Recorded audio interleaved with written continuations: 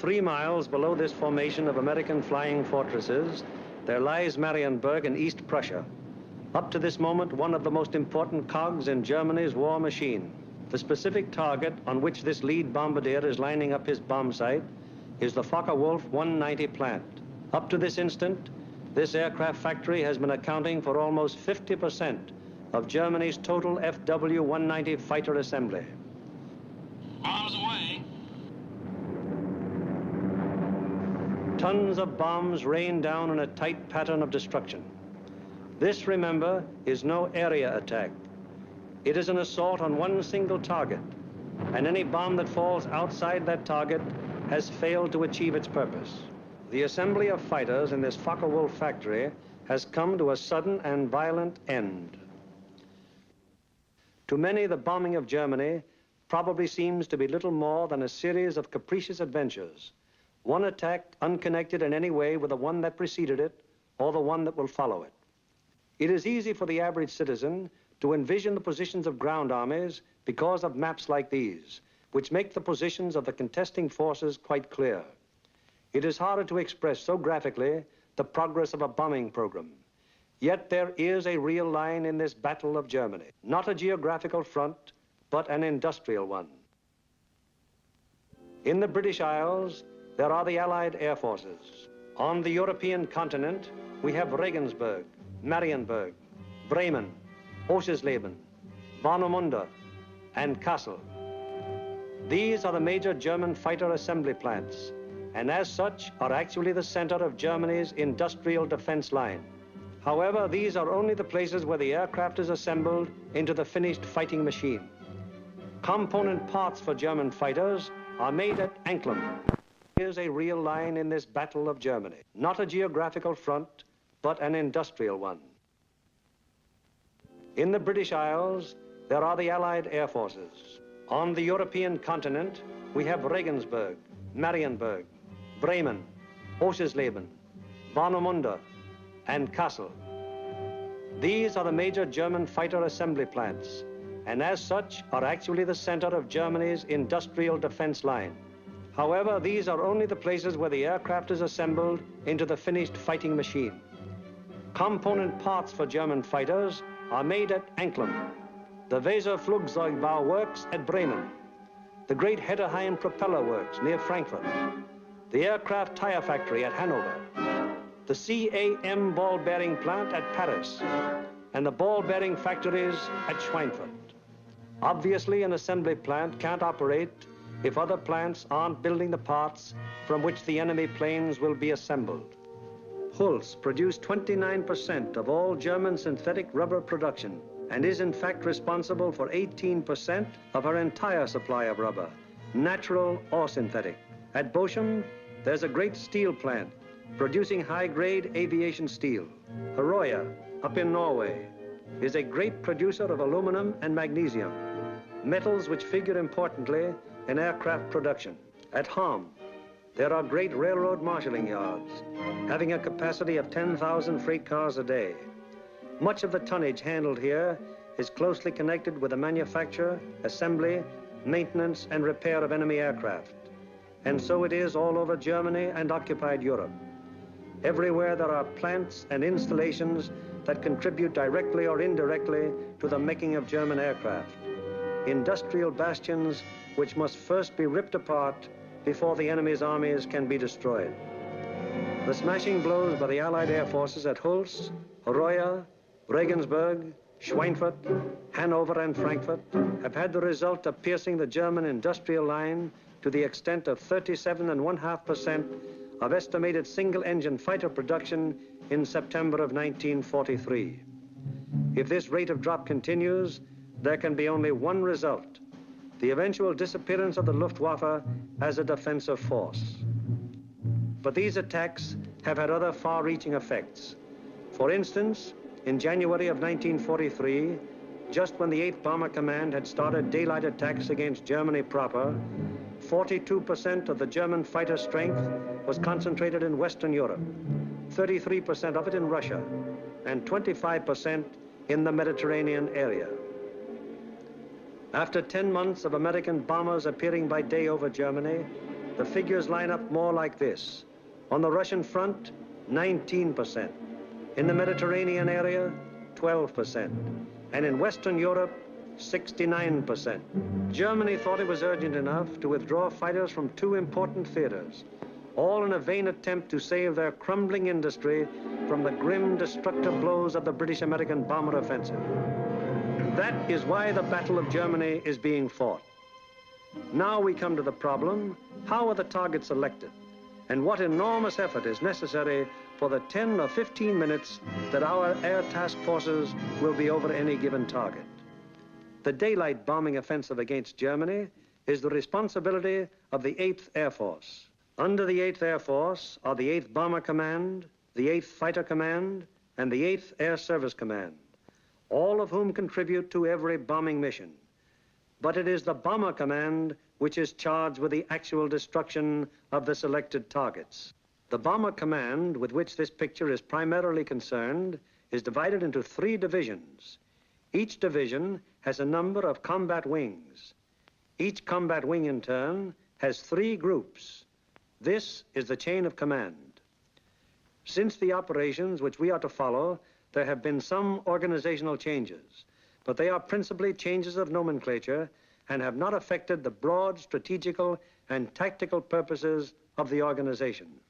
For instance, what is referred to as Bomber Command in this picture is now the 8th Air Force. Weather is the greatest single enemy of the 8th Bomber Command, for here is to be found the most changeable, treacherous weather in the world. To keep the most accurate possible check on weather conditions all over Europe, the RAF has established vast communication and reporting systems. Weather planes such as this Mosquito and our own B-17s are continually in the air in an effort to know in advance what the weather will be over Europe and the United Kingdom. Men like this supply a major portion of the data from which 8 main weather maps of Europe and of the United Kingdom are drawn each day. In addition, there are 4 upper air maps and 8 maps of a miscellaneous classification.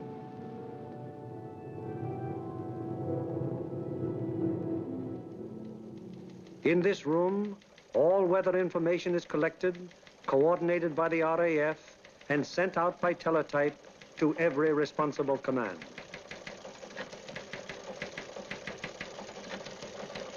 This is the weather section in the operations block at the Bomber Command. Here, the information gleaned from the weather stations is put together and correlated into weather maps. Accurate predictions must be made as to the direction and speed of the wind, downward and forward visibility, temperature, humidity, possible icing conditions, and probable atmospheric pressure at the bases, en route, and over the target.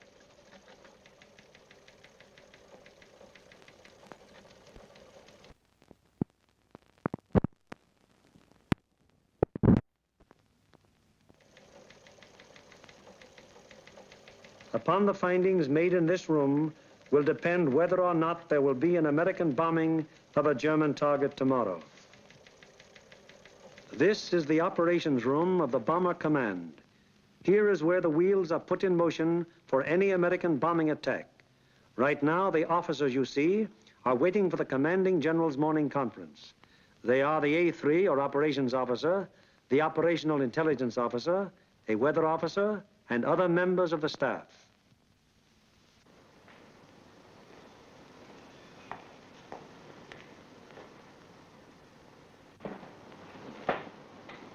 What's the weather prospects today, Major? It looks like most of Germany will be pretty good, sir. But we have a warm front approaching from down here, which we do not expect to affect the bases until late in the evening. How's the weather at Anklam? At Anklam, sir, we expect 2 to 5 tenths of low cloud and small amounts of middle and high cloud above 18,000 feet. Visibility 6 to 8 miles. How about Marienburg? At Marienburg, 2 to 4 tenths of low cloud, little or no middle or high cloud, visibility 6 to 8 miles. What will it be at Danzig and Gdynia? At Danzig and Gdynia, sir, 2 to 5 tenths of low cloud, 2 to 4 tenths of high cloud above 23,000 feet. Visibility in there about 5 miles, sir. Give me the map of Anklam and the picture of the aircraft factory there. Yes, sir.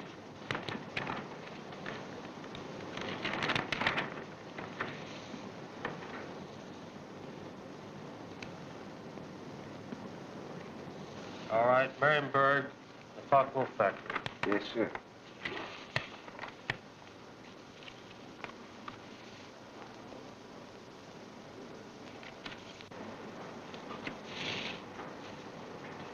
We will attack Marienburg with 2 combat wings, Anklam with 2 combat wings, the shipyards at Danzig with 2 combat wings, and the port facilities at Gdynia with 2 combat wings. That will require a maximum effort.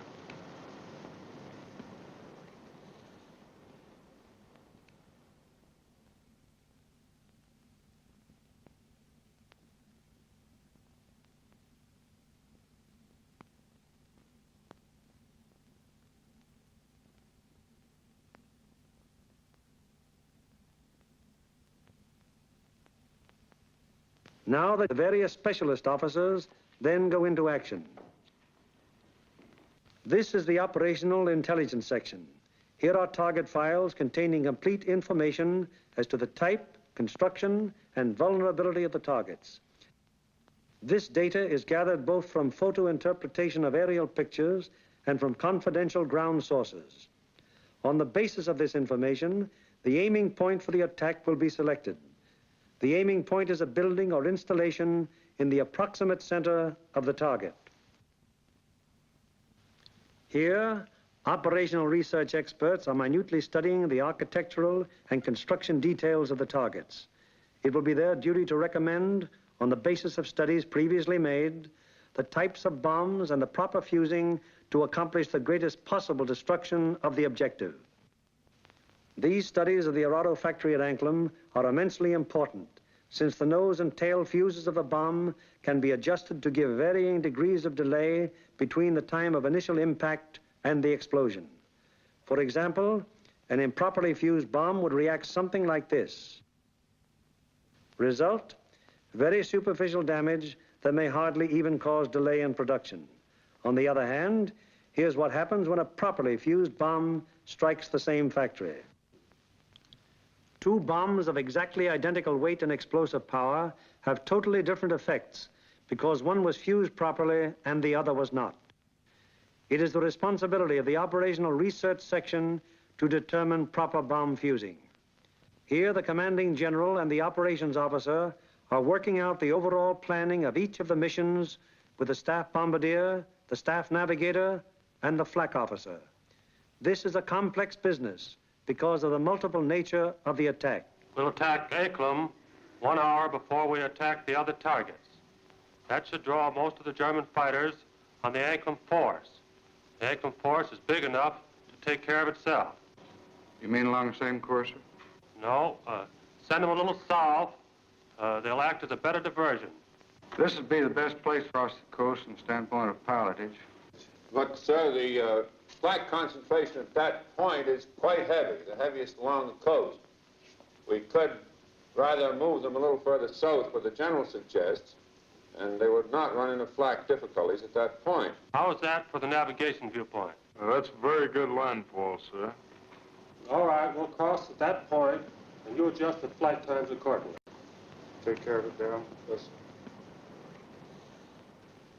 While this is going on, the various liaison officers stationed at Bomber Command headquarters are busy keeping their respective commands acquainted with the course of events.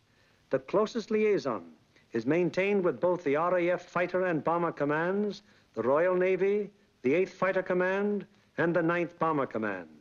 It is through these liaison officers that requests will be made for the necessary fighter support, diversionary effort by the medium bombers, air-sea rescue patrols, and so on. Officers at Fighter Command immediately look up plan number 2340 to find out what part the fighters are expected to play in the next day's operations. Similarly, the 9th Air Force is informed that Bomber Command intends to lay on plan number 2340. It will be the duty of the mediums to attack enemy airfields at a time that will cause maximum interference with German attempts to intercept the heavy bombers. Right now, weather officers are getting ready their forecast for the General's late afternoon conference, where final decisions will be made. Right in there as planned. Yeah, it should. Should be okay. Thanks. Good enough. Bye. Does your morning's forecast still hold? Yes, sir. There's practically no change in the situation, and we still expect the base weather to hold up for return. Send out the field order exactly as planned. Yes, sir.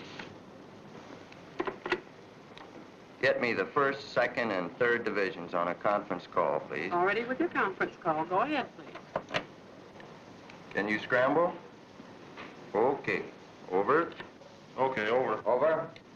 Okay, there's a mission tomorrow. Maximum effort with 5 task forces. The 1st task force, comprising 6 groups of the 1st Division, will hit 3948. 3948. Secondary, 8731. 8731. Last resort, 9009. 9009. The 2nd task force, comprising 5 groups of the 3rd Division, will hit 6848. 6848. Secondary, 6424. 6424. Last resort, 5381. 5381. The 3rd task force will comprise 4 groups of the 2nd Division, which will hit 6424.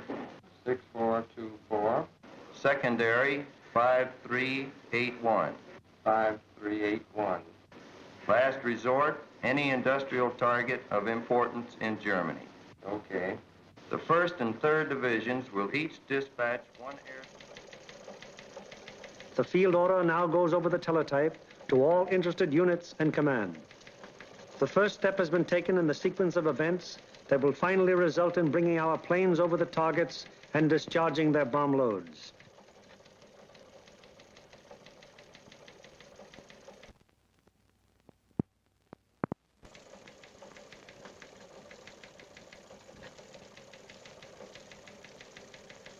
Command has conceived the mission and laid out general plans and routes. Division now plans in detail what command has ordered. The actual time of assembly of the various task forces is determined. The combat wings are assigned to their specific task forces, and the routes from assembly to rendezvous points and the target are charted. Many considerations go into the selection of the routes. Here is the commanding general of the 1st Division, which you will remember has 2 targets for tomorrow, Anklam and Gdynia. Control point here at 0 hour. Another control point here for the northern unit, 0 plus 40 minutes. The other friendly... From that timing, where will that put our northern force at the time that our southern force hits the IP? The northern force should be about the east coast of Denmark at that time, sir. It looks like we're going to catch all the fighters on the southern force, aren't we? Looks very much that way, sir. I think we'd better bend that route around so it's headed towards Berlin. If we can pin those German fighters down in Berlin until we can get started home, they'll never catch us. At the 2nd Division, the target for tomorrow is Danzig. Danzig, eh? That's fine. How many ships will we have for tomorrow? Well, sir, if you recall, General, on our last mission, we had heavy battle damage, and not all those aircraft are repaired yet. Call up the wing commanders and have them put pressure on the groups to get their maintenance crews to work on these ships tonight and get every possible airplane on the line in the morning. The 3rd Division, which will have for its targets Marienburg and Gdynia. Looks pretty good, sir. We're going to be right over a lake there for a good checkpoint at the turn. We're going in against the sun. The sun will be at our back, sir. Defenses at the target. Major Frost, what about the flak defenses? Sir, at the upper target, there are 24 guns. That approach is good. The lower target isn't defended by heavy guns. No heavy guns whatever at Marienburg. None, sir. The division's operations officer bases his precise plans on aircraft and crews available at the various groups.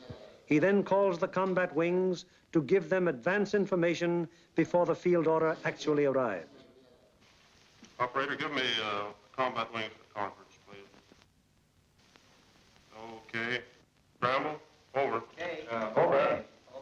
Over. For tomorrow, 1st Bomb Division will be called on for 2 task forces. First task force will be made up of 2 combat wings On targets 3948. 3948. 8731. 8731. Last resort 9009.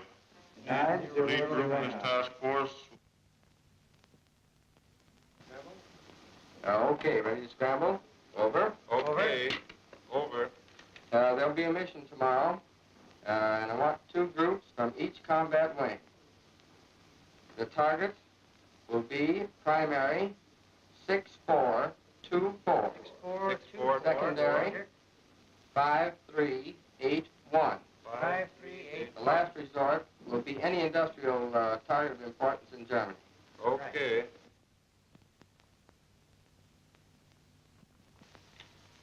There's an order coming through.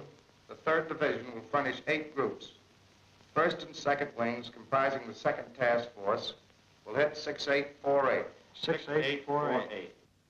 Secondary 6424. 6424. Last resort 5381. 5381. Last resort. Bomb load. 500-pound GPs fused, 1/10 nose, 1/100 tail. 1/10 and 1/100. 1/100 tail. This is operations of the combat wing, a purely tactical unit having absolutely no administrative functions whatsoever. How do you intend to make it? Sir, we'll assemble over Molesworth. Problems of takeoff and assembly are the particular specialized function of this organization. It is the primary business of the combat wing to get the airplanes of its group into the air at the proper times and to get them assembled once in the air. The field order requires that we provide the 2nd Combat Wing and the 2nd Air Task Force. 89th Group will lead, 81st Group will be high, and the 63rd Group will be low. That means that Colonel Whitten will lead the combat wing on this mission? That'll be fine. The Bomber Command has asked for a maximum effort. That means every available plane is to be gotten into the air. Ramsey, this field order has called for 3,100 gallons for the H's due to the distance. Now, they've called for maximum bomb load. How about that for the weight? I think we'd better put 8 bombs in the H's and 12 in the D's. That keeps us around 65,000 pounds. How about the CG? CG is well forward, and I think it'll work out very well because we're down low for a long period of time. All right, we'll have 8 in the H's and maximum in the D's. Most of the groups are going further than an American bomber has gone before. Combat wings must work out precisely the maximum bomb load in relation to the required gas load. Decisions made in this and other matters are added to the division's field order and passed on to the groups, the ultimate tactical unit, to the men who get the planes in the air and fly the mission. On the basis of the alert telephoned down to the group by the combat wing, the various agencies necessary to get the planes airborne on their mission wheel into action. Intelligence, operations, weather, signals, group navigators and bombardiers have the grave responsibility of passing on and making clear to the combat crews the vital target and route information furnished by Bomber Command and Bomb Division. The proper information folders, maps, weather maps and charts, and photographs have to be selected by the various group officers, and then the information therein passed on to the crews. In dispersal areas, ground crews are getting their planes in condition to fly the mission. The normal work of keeping an airplane fit for operation is enormous, even in peacetime. When you add to this already great job the element of battle damage, the problem becomes gigantic. Engines, wings, propellers, controls, wiring, fuel system, oxygen system, the 1,001 elements that go to make up the complex mechanics of a heavy bombardment plane all must be kept in perfect shape. The failure of any one of them on a mission can easily mean the loss of the plane and its personnel, or at best, such a failure will cause the plane to abort. That is, return to its base without having reached the target. It was originally estimated that about 37.5% of planes on hand would be effective at one time. However, the maintenance and repair has been so magnificently performed that sometimes up to 50% of planes on hand have been effective.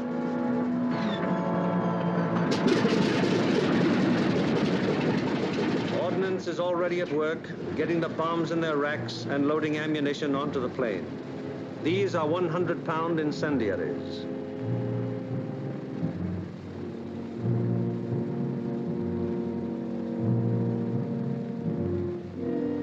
These are 500-pound general-purpose bombs. And these are 1,000-pound GPs.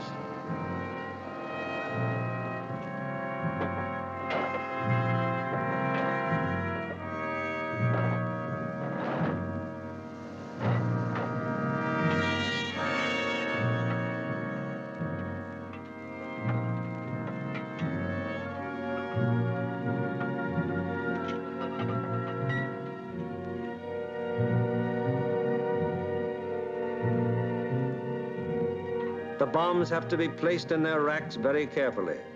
One bomb sticking in its rack through careless placement might make a whole mission useless so far as that individual plane goes.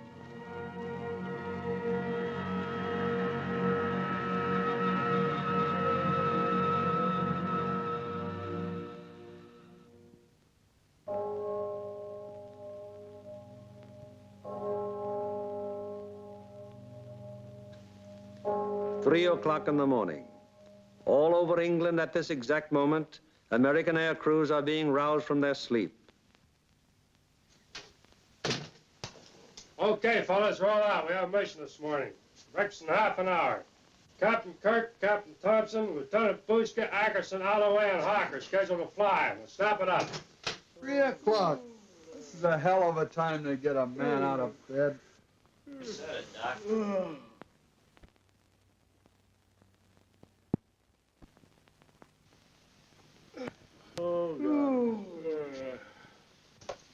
Come on, you drips, out of bed, breakfast in half an hour. Come on, Nick, rise and shine. All right, you dodos, let's go. This is it. Okay, fellas, let's go. Come on, Swifty, get it out. Let's go. Go, you guys. Hit the deck. Breakfast at 4, briefing at 5. Let's go. That's fine, just when I had a 48-hour fast coming up. Can't you guys? You're running my beauty sleep. Through the cold of the English early morning, the combat crews go to their mess.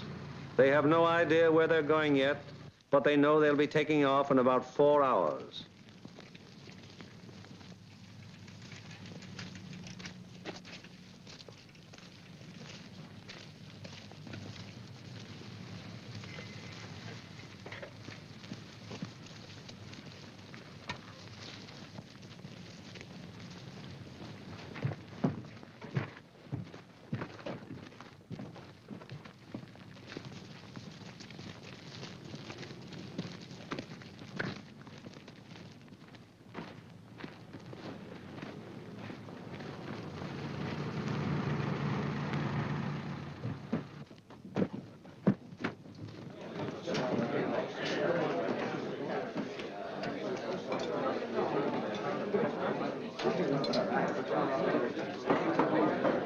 Well, boys, I wonder where we'll be today.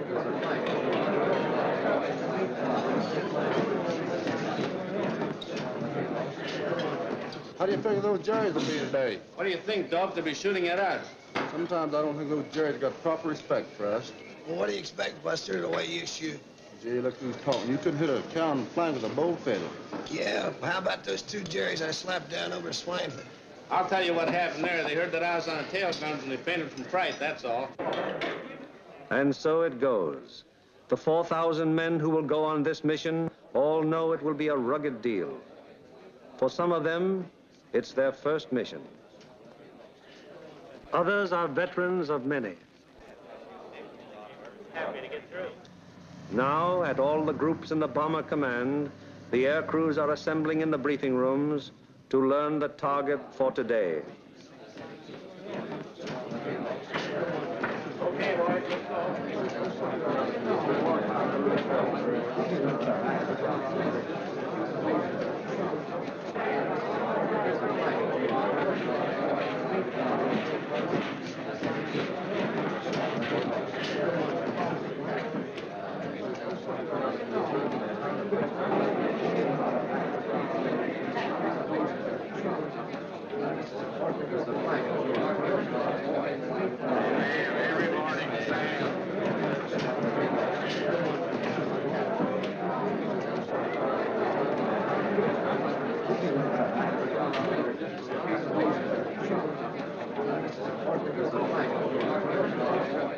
This is the briefing room of the 303rd Group. Here in a few minutes, the nature, locale, and route of today's mission will be made known to the men who fly it.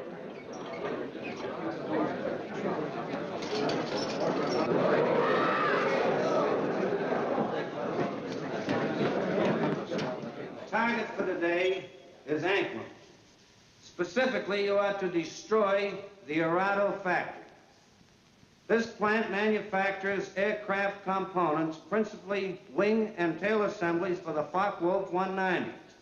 The parts are then shipped to New Brandenburg for assembly.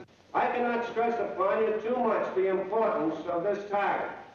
If it is successfully destroyed, it will have a very serious effect on Germany's aircraft production. Lights, please. Your IP is on the northwest side of New Brandenburg. Your heading on your run-up will be 45 degrees true. Immediately after your turn, you have an aerodrome on your right, almost directly north of the town. You should be able to pick out Friedland, 6 miles to your right and halfway between your IP and the target. Along this route, you should be able to see the main line railroad and the main road. From Friedland, the main road moves in toward your run-up and goes into Anklam, but the railroad terminates at Friedland. Shortly after passing Friedland, you will see a peculiarly formed wooded area on the right of your course. From here, pick out the aerodrome slightly southwest of the city and the intersection of the main railroad and the Peene River just outside of the town to the north. Night target map.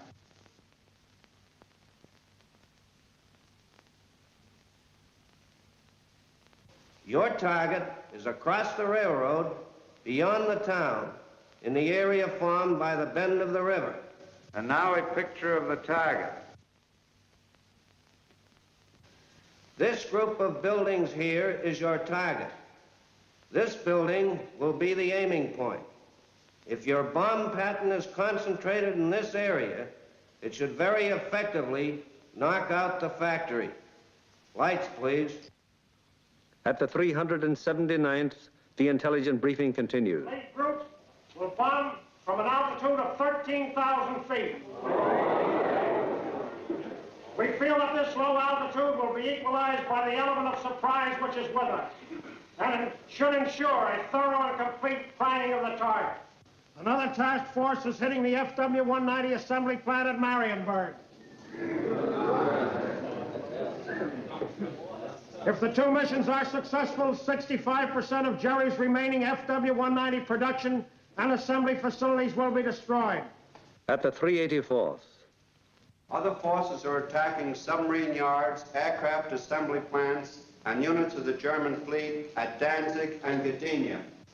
If these attacks succeed, they will destroy 13.5% of Germany's remaining U-boat construction and will destroy or immobilize a large section of the German Navy. The overall result of all 4 attacks will be to show the Hun that his efforts to protect his key industries by moving them to the east will be unsuccessful.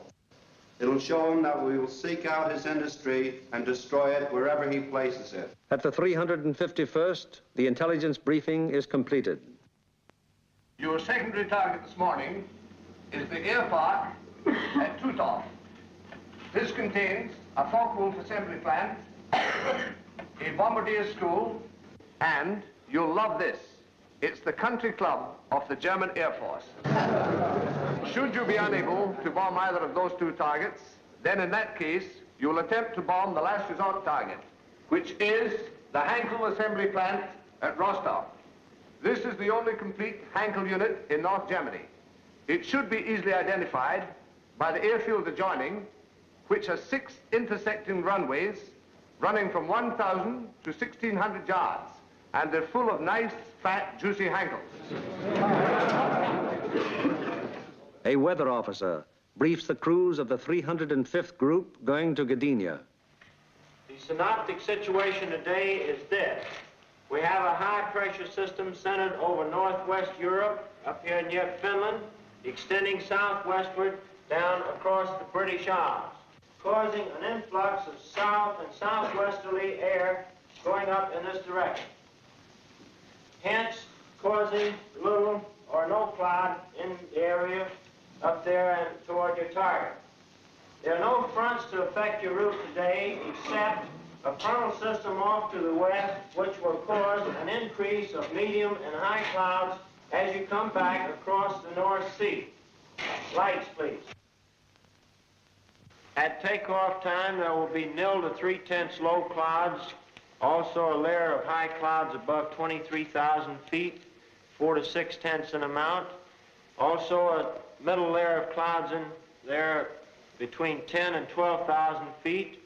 These medium and high clouds decreasing out over the North Sea to 3 to 5/10 each in amount. The low clouds will increase as you go out toward the North Sea to 3 to 5/10. Base 1,500 to 2,000 feet, tops 4 to 5,000 feet. There will be some fog patches over England, visibility 1 to 2 miles, except in those fog patches 500 to 1,000 yards. Visibility increasing rapidly out over the North Sea and the remainder of your route to 4 to 6 miles. The high clouds continuing 3 to 5/10, and also the middle clouds on toward the target, decreasing to 0 at the target.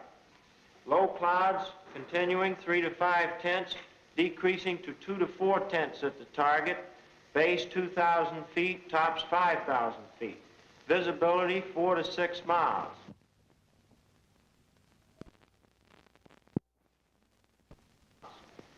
The temperature at bombing altitude, minus 26 degrees centigrade. The freezing level on your route out, 12,000 feet over the North Sea with light rime in the middle clouds. As you return back to base, that freezing level will lower to about 7,000 feet, continuing light rime in your middle clouds. Now, on the return route, weather will be very similar to your route out, except your clouds increasing in amount as you proceed back across the North Sea. Base on return, visibility 4 to 6 miles. A flak officer briefs the 389th Group of the 2nd Division going to Danzig. Gentlemen, this morning, because we are going to cross the Danish coast at such a relatively low altitude, we've planned the route so as to avoid as much flak as possible. At any rate, any flak that you do encounter will be merely a deterrent in nature.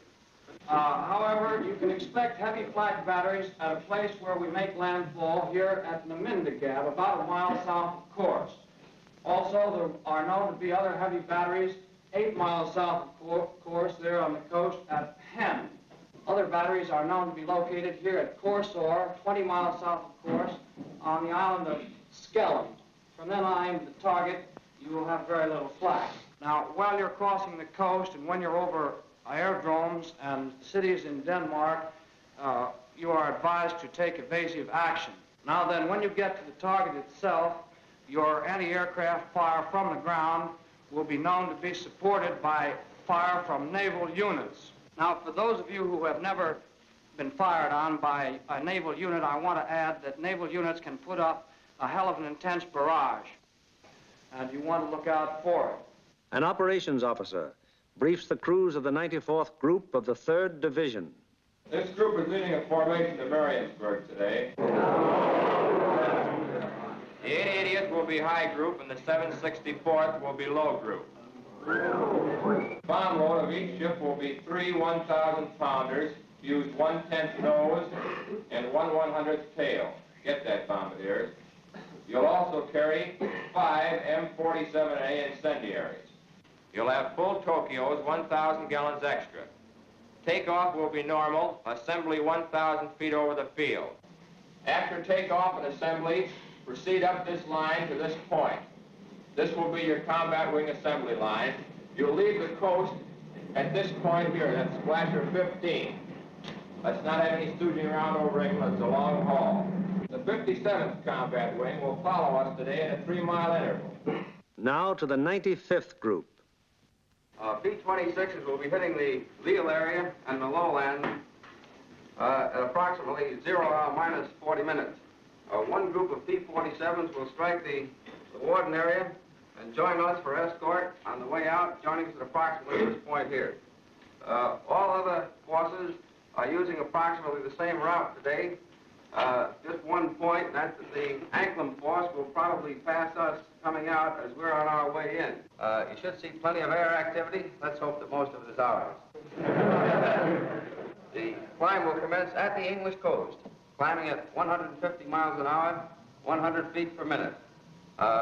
We should reach bombing altitude approximately at the Danish coast, and under no circumstances should the Danish coast be crossed at less than 12,000 feet. We will drain Tokyo as soon as possible. We should have plenty of gas. We figure approximately 400 gallons overload. At the 100th, the operations briefing is completed. Fly loose formation today with groups echelon to the right until a point 75 miles from the enemy coast, where a normal combat wing formation will be assumed. For visibility, everybody use Aldous lamp. The Royal Navy will be out patrolling the sea routes, so any crews that have to ditch will probably be rescued very quickly. The Commanding General of Bomber Command asked us to put out a special effort today, so let's give it to him. The commanding officer of the group invariably has a few words to say. Men, the going's going to be rough. You're going to have to bow your necks in there and stay in there and pitch every minute. Now, gentlemen, this is the type of target you don't want to have to go back after the second time. If you fly a good, tight formation, get a good, dense pattern on that target, we won't have to. This Anklam crowd down here may pull most of the fighters off of us. However, that's just a guess. So particularly for you gunners, you've got to be on the ball from the Danish coast onto the target. Flak will be heavy, probably accurate, but you've been through worse before. Remember that your biggest enemy is still the single-engine fighter plane. Now, you bombardiers, take your time in going in on your releases. And don't allow the flak to worry you. It's merely to break up your formation. Now, if you get in any trouble up in this area, remember you can always board Sweden. Get on, it's a neutral country. And it's close over there. Could be rough. Don't think it'll be too bad. And whether it's easy or rough, I'll be sitting out in front, taking the whole works in. The main briefing over, the pilots, navigators, bombardiers, radio operators, gunners receive separate specialized briefings. These briefings are very technical and very thorough, and are held so that every member of the combat crew will understand exactly what he can expect and what is expected of him. Any lack of thoroughness here might very well result in the failure of a mission. As dawn breaks over the English countryside, it finds the ground crews still working grimly in an effort to get every plane in the air that is scheduled to be dispatched.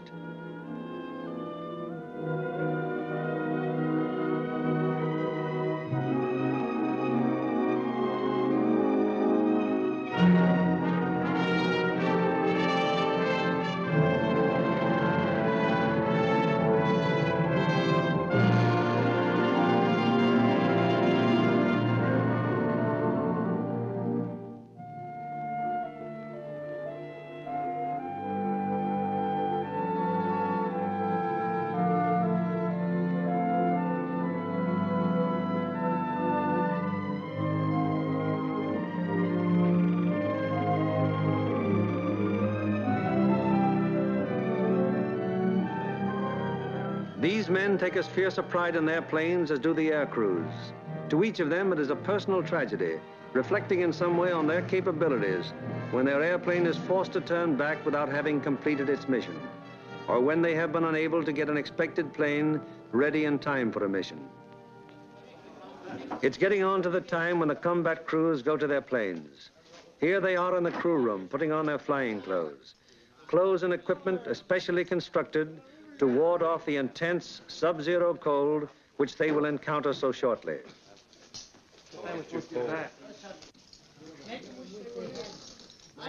All aircrew members receive escape kits containing equipment that will help them get back to safety if they are forced down in Germany or in occupied territory.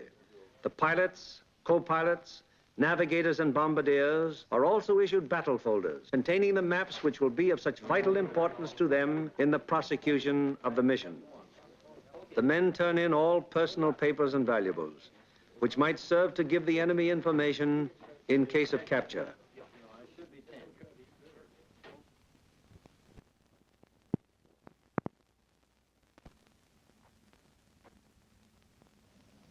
Some of the crew members turn to their chaplain, whose ministrations are always available to the men of the bomber bases. Most of all, because they have come to be, O my God, for all who are concerned with all my love, I firmly resolve with the help of thy gracious assistance, confess my sins, do penance, and amend my life. Amen. Miserere vestoli potens Deus et misericors vestis perduca posta vitam aeternam. Amen. Indulgentiam absolutionem miseriam peccatum nostrum.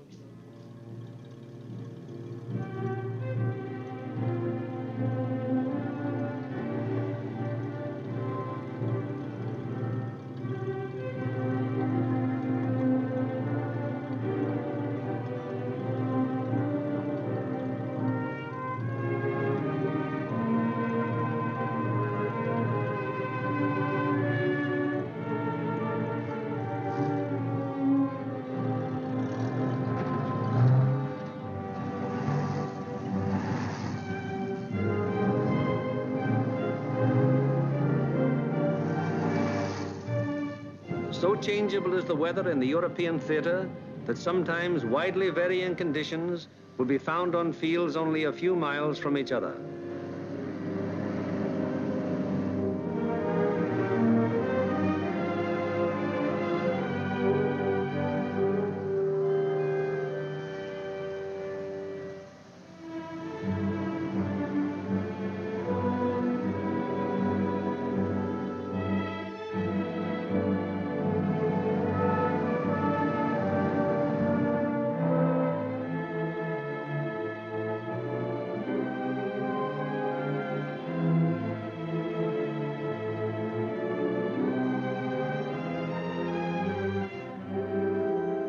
And now the last briefing of all, the final intimate conference around each airplane as the pilots recheck the details of the mission with their crews. Crew members have ceased to exist as individuals. They are now 10-man teams, and on the excellence of their teamwork will depend the success of the operation.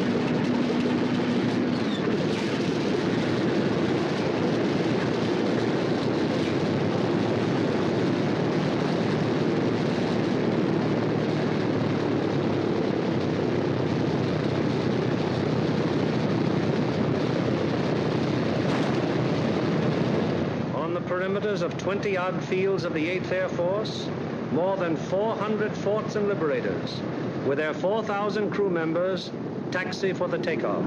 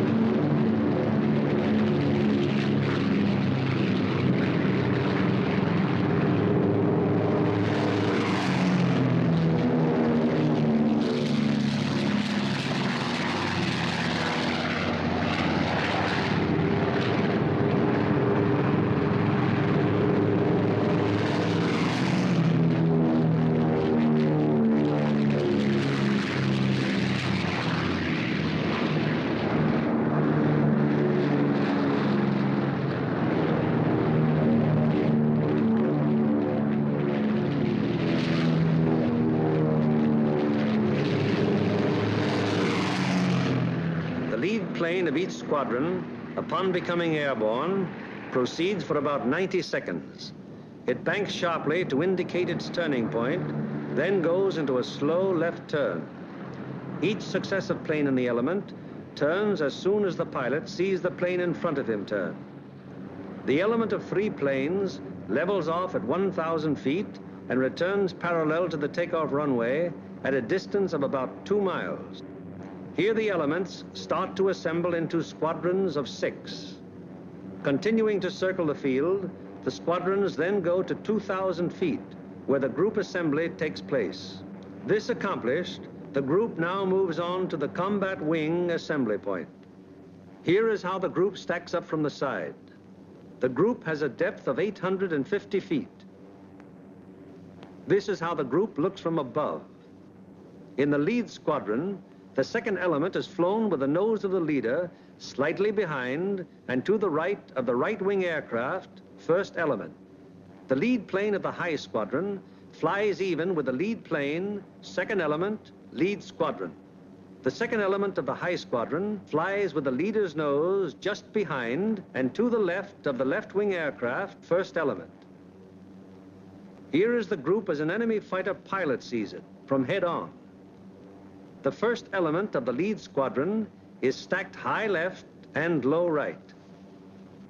The first element of the low squadron is stacked high right and low left. Likewise, the first element of the high squadron is stacked high right and low left. All second elements are flown low.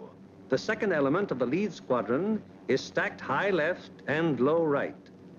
The second elements of the high and low squadrons are stacked high right and low left.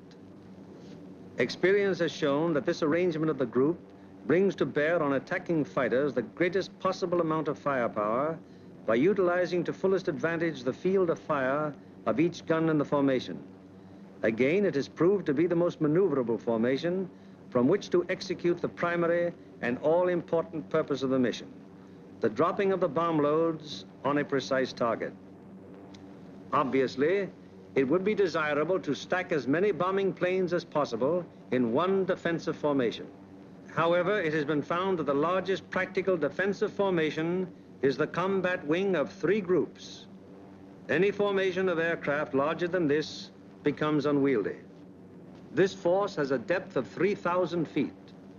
The nose of the lead aircraft of the low group is aligned with the tail and slightly to the left of the rearmost aircraft of the lead element, lead squadron, lead group. The nose of the lead aircraft of the high group is aligned with the tail of the rearmost aircraft of the lead element, lead squadron, lead group.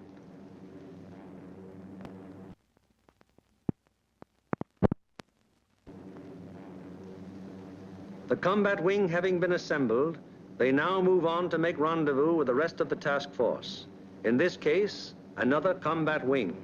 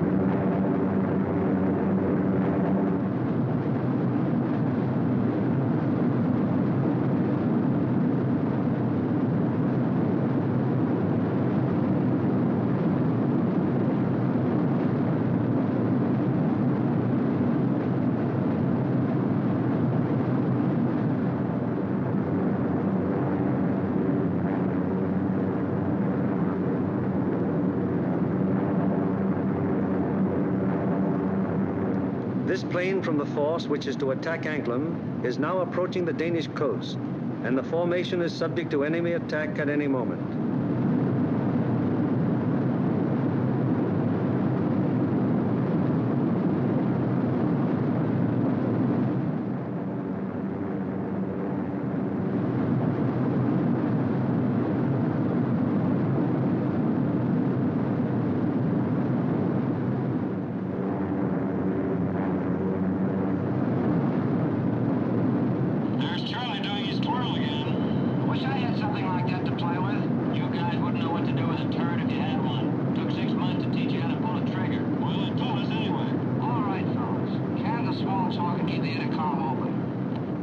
It is now 10:30 hours, and Denmark has been penetrated to some distance without any great opposition as yet.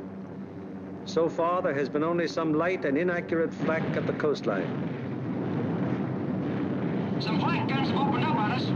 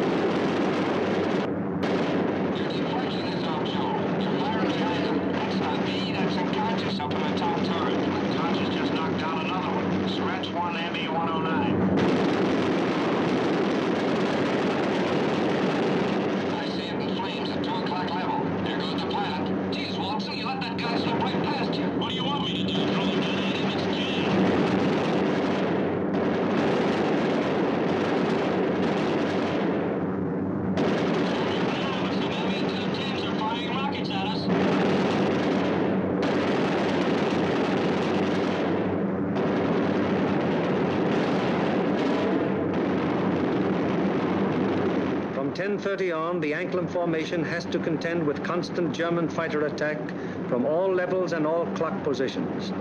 During this time, the gunners aboard the fortresses knock down fighter after fighter.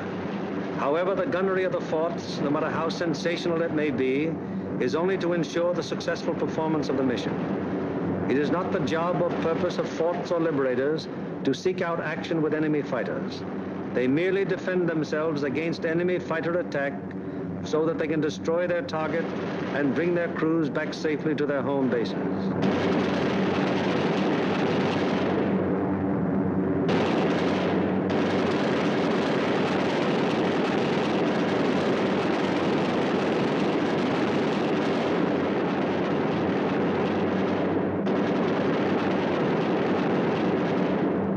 An anxious moment comes now for the lead navigator and bombardier. The formation is approaching the initial point. That is, the point where the wing will turn off and make its bombing run on the target. Upon proper navigation to this point may rest the success of the entire mission. Pilot to left waist gunner. We're over the IP. Release flares. Waist gunner to pilot. Roger. Once the combat wing has reached the IP, it breaks up into 3 component groups, for the wing formation is too unwieldy for a unit bombing operation. As the IP is reached and the lead airplane of the lead group is about to make the turn, it fires 2 red flares, spaced 5 seconds apart. Then the group makes its turn onto the run-up. The low group goes on straight ahead for 20 seconds, then makes its turn. The high group proceeds for 20 seconds beyond the low group's turn, then it turns on to the run-up. The most critical defensive period in the mission has begun. The wing, to accomplish most efficiently its primary purpose, the bombing of the target, has sacrificed its mutual defensive firepower, and the groups are thrown on their own. Now the crucial moment is almost here, the moment around which the entire mission revolves.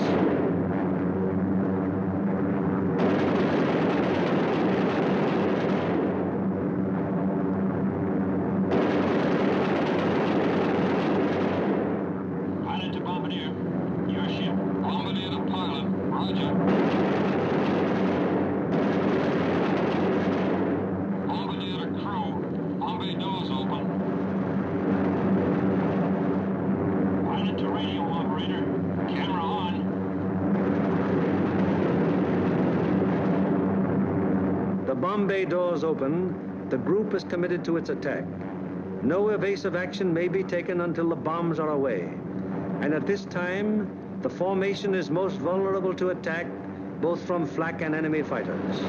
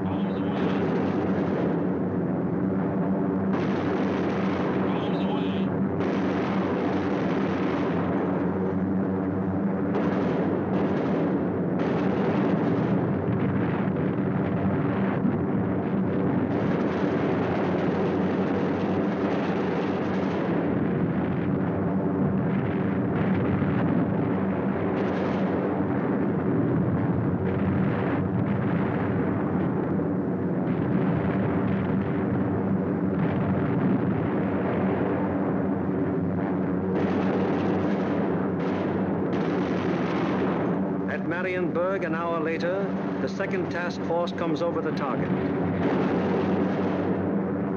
Arms away.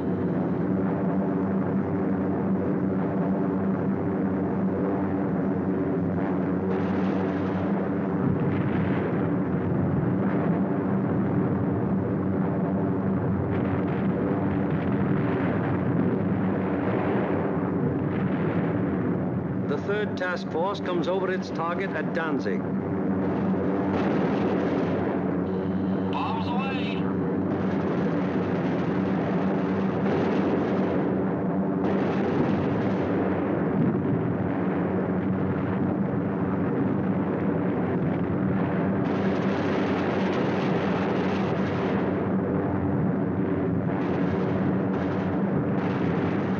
The fourth and fifth task forces arrive over the harbor area of Gdynia. Bombs away.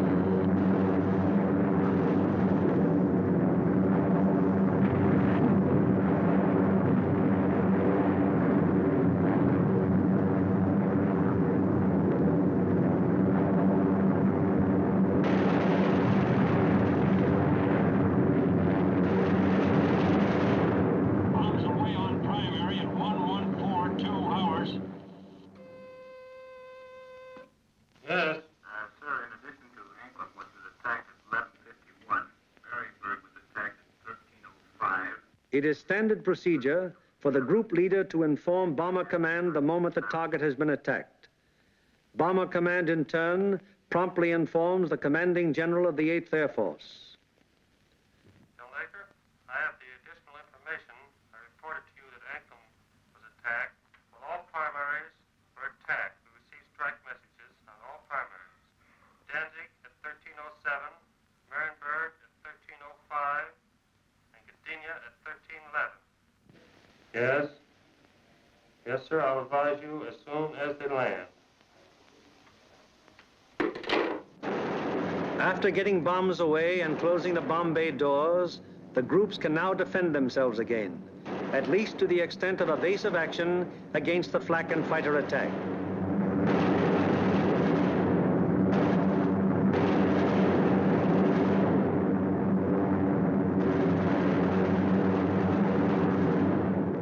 The lead group flies a straight course for 15 seconds before turning off to the rally point.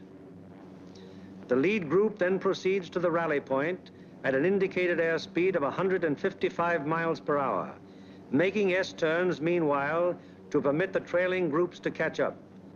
The lead group crosses the rally point at a height 1,000 feet lower than bombing altitude. The succeeding groups will close with the lead group as quickly as possible to regain the defensive combat wing formation. The following groups need not necessarily pass exactly over the rally point in regaining wing formation. In the meanwhile, the Marauders take off to fulfill their part in the day's operation.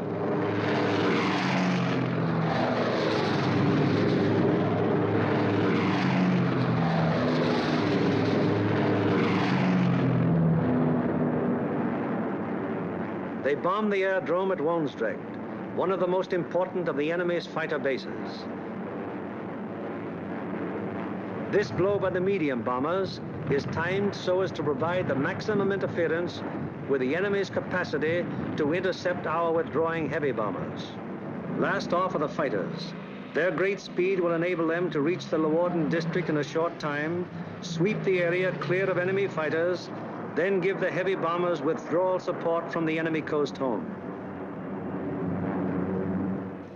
At the fields, it's getting on towards the most nervous of all times, the estimated time of return. Everyone who stays behind sweats out this period at the end of each mission. Here at the control tower, at the dispersal areas, at the Red Cross, at the Officers' Club, everywhere on the field, the one thing paramount in everyone's mind is that the group is due back.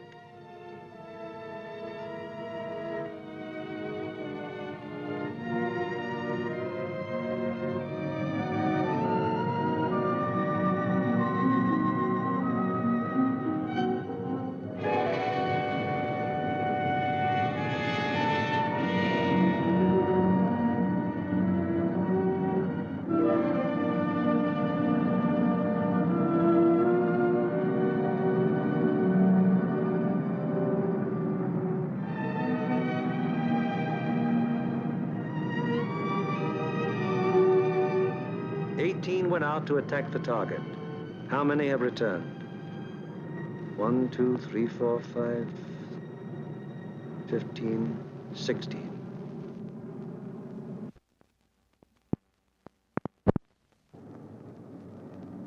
$17, 18. 18 dispatched, 18 returned. 23 dispatched,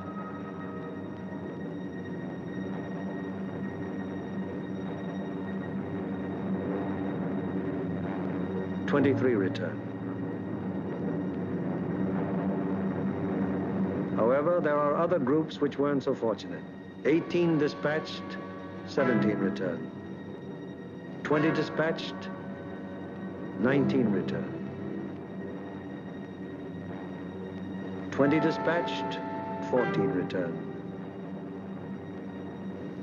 19 dispatched, 18 returned. 20 dispatched, 10 returned. 18 dispatched, 8 returned.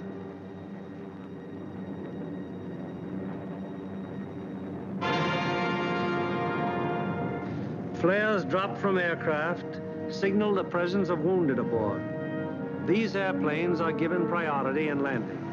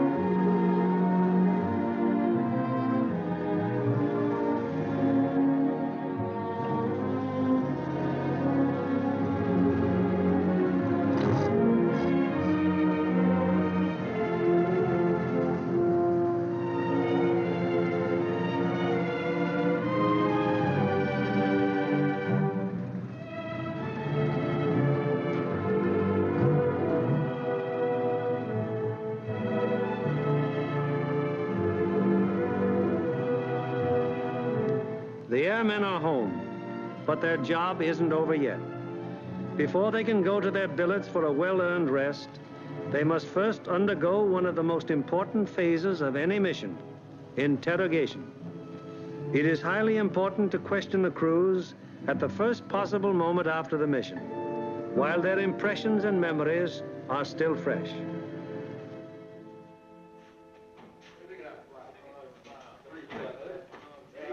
Crews who have anything of immediate importance to report go at once to the hot newsroom. Hello, boys. How are they? Well, kind of long, not too rough. Best bombing job we've ever done. Good, good. Somebody in trouble? Yeah, we saw one B-17 go down there just before we made landfall. Where was that? Well, that was at 5240 north. 5240, yes. 1 degree, 50 minutes east. 0150 east. Yes, and what time was it? That was at 1524. And was that a G-fix? That was a G-fix, yes. And we had the radio operator get on the MFDF section. He sent in the coordinates of the fix. Good. And I had my radio operator turn on his IFF to emergency when we saw it go down. Okay. And what happened? Well, the ship went down, apparently under control, and saw it hit the water. Yes, I was looking through the glasses, and I saw 2 dinghies come out, and 10 men, apparently all okay, Major. Good. And what altitude were you? We were at 5,000 feet at the time. Okay, anything else? No, settle up for a cup of coffee. It's waiting for you, boys. Thank you.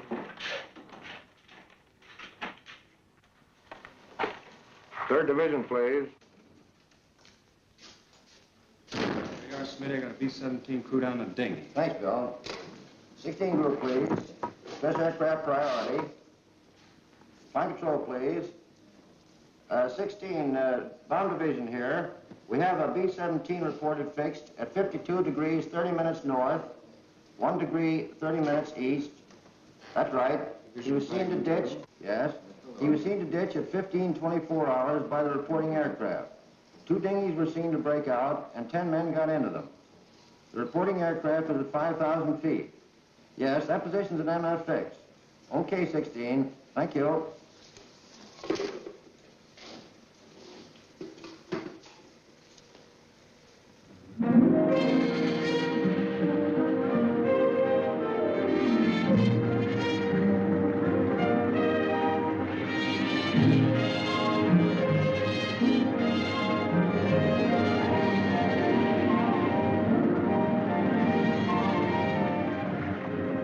In one way or another, scores of our crews are saved by air-sea rescue from the English Channel and the North Sea and returned to combat service.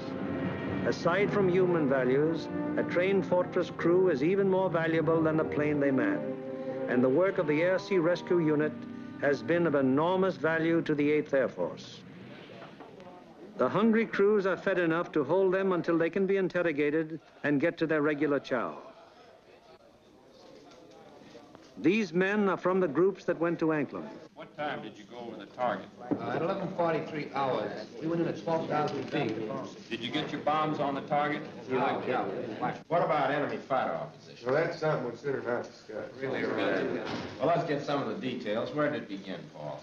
Well, they first jumped us at 10:30 there just off the Danish coast. And how long did the attack continue? They stayed with us to the target and until 13:27. Then at 13:45, we had another group attack and stayed until 14:05. We had a couple more attacks, and the last one was at 15:26, just off the Danish coast coming out. And about how many enemy fighters did you see? Well, I don't know how many of them might have been repeated, but I saw 60 or 70 myself. I couldn't keep track of them, sir, but I counted about 65. I stopped trying to count when I got to 50, sir. Well, do you think it'd be accurate to say, then, that your ship saw between 65 and 80 enemy aircraft? Yeah. What type of enemy aircraft did you encounter? Well, from what I could see from the tail, they threw the book at us. FW-190s, ME-109s, 110s, 210s, Dorniers, even JU-87s and 88s. I saw a couple of Focke-Wulf 189s, at least 2 Heinkel 111s. What positions did they attack from? Oh, they came from all over the place. Fighters are pressing home their attacks from 300 to 400 yards. Would you characterize these attacks as determined? Determined? I'd rather you could say that again. No, I think those guys are really trying to shoot us down. I wouldn't be surprised. How would you describe the enemy fighter tactics? Well, I describe them as murderous.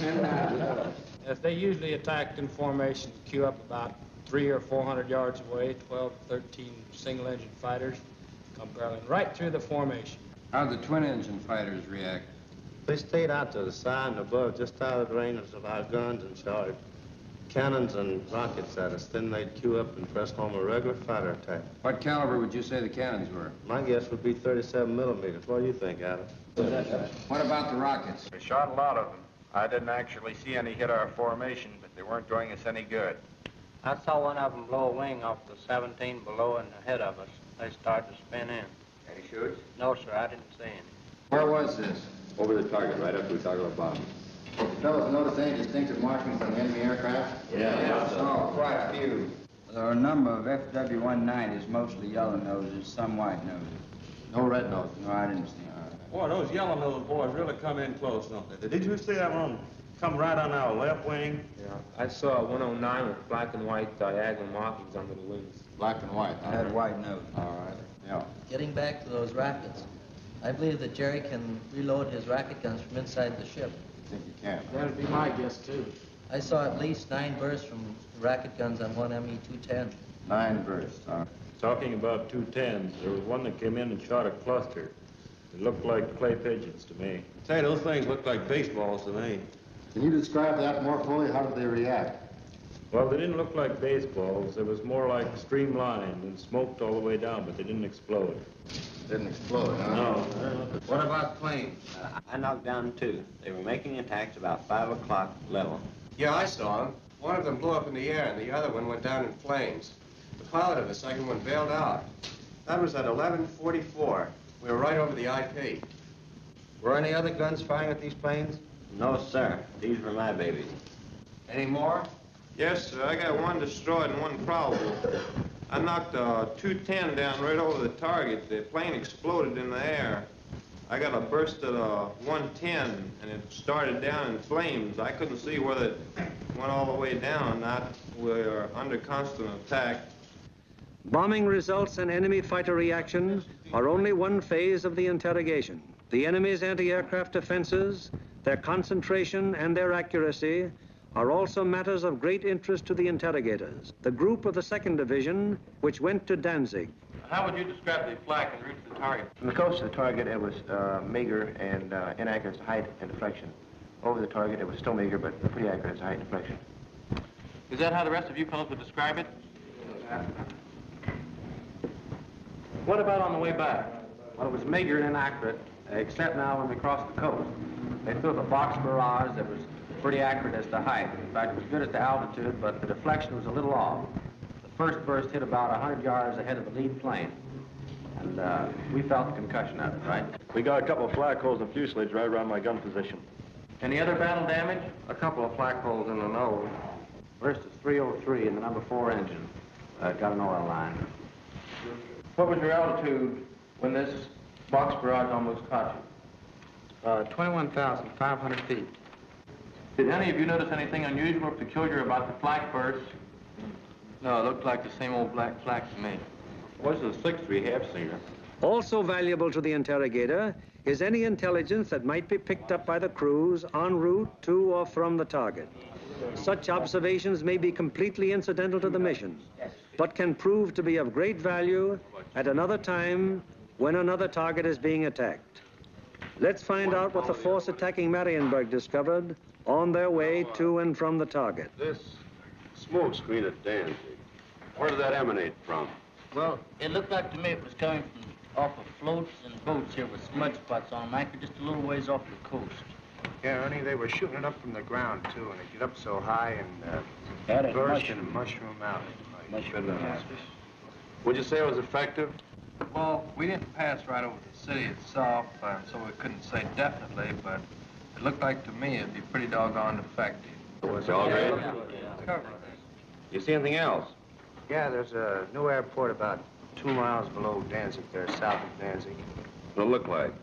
Pretty large airport with grass runways and a lot of construction at the south end. I seen another one there at Popka. seemed like it's building runways and some buildings, new buildings like they're fighting up to be hangars. Okay. Now, how about military installations? Did you see any of those? Well, south of Stadtdorf in East Prussia, we saw some installations that might have been fortifications. They were large rectangular buildings with red tops. Yeah, there were 2 rows of 4. 4 buildings each? Yes. Good deal. Now, did you see anything else? As soon as interrogation of the men is finished, the interrogation forms are checked and general statistics on the group's part in the attack are compiled. All right, let's get going on this report. Okay. B, number of aircraft dispatched. 20 of which. C, number of aircraft attacking the primary target. 20. Hello, I want the A2 duty desk. Hello, this is Norgren 492. Got flash teletype report for you. You ready? The organizational flow which we have observed throughout this picture has now begun to operate in reverse. Information obtained from the crews is evaluated in divisional critiques, conferences in which all responsible group and divisional officers carefully inspect the detailed record of the mission, discuss any failures that may have occurred, and plan to prevent their recurrence. After a particularly large or important operation, there will be a command critique, with the 8th Air Force Commanding General presiding. Here in the dark room, the strike photos of the targets brought back by the returning planes of the group are developed and printed with all possible speed, so that experts of Bomber Command can assess the damage done. Coming in from planes of every group participating in the various raids and interpreted and appraised by trained photo interpreters, these pictures will give Bomber Command an excellent idea as to exactly what parts of the various targets were hit and how severely.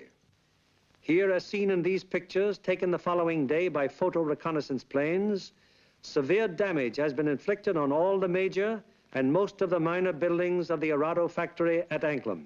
This is a strike photo showing how Danzig looked during the attack. Very extensive damage has been suffered in the harbor area. Here is an annotated PRU picture of Gdynia as it appeared after the attack. A near miss is seen on the liner Deutschland type. The transatlantic liner Stuttgart does not appear in this picture, although she was seen afire and in the hands of tugboats immediately after the attack, as these strike photos reveal. Aside from the Stuttgart, several ships in the South Basin have been sunk or damaged, including the liner Oceania. Shore engines are also heavily hit. At Marienburg, the PRU photo discloses that the damage was exceptionally severe, almost every building having been destroyed or seriously affected. General Arnold has characterized this attack as the greatest example of precision bombing on record. Other targets will be as thoroughly destroyed.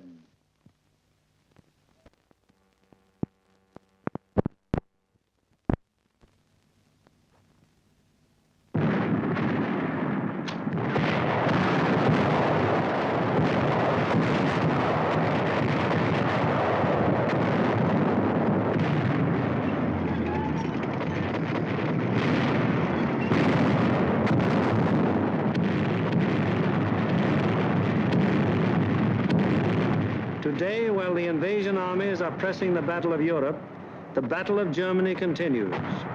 Day by day, whenever weather permits, heavy bombers roar out over the heads of the advancing ground forces, blasting away systematically at vital industrial installations hundreds of miles to the rear of the enemy lines.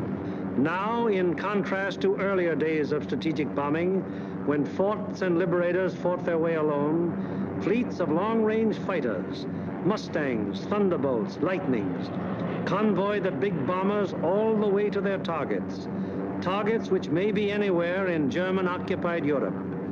The flood of supplies, so necessary to the survival of an army or a nation, synthetic rubber, steel, food, fuel, textiles, this flood is gradually being reduced to a trickle.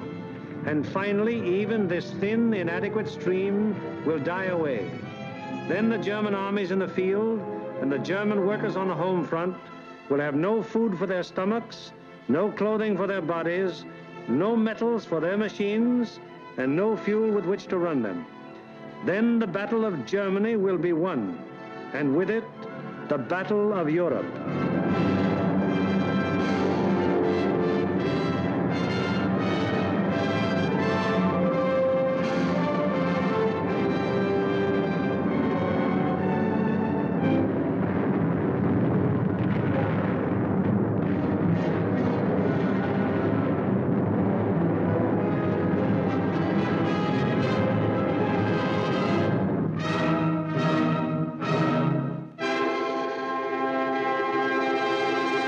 Thank you.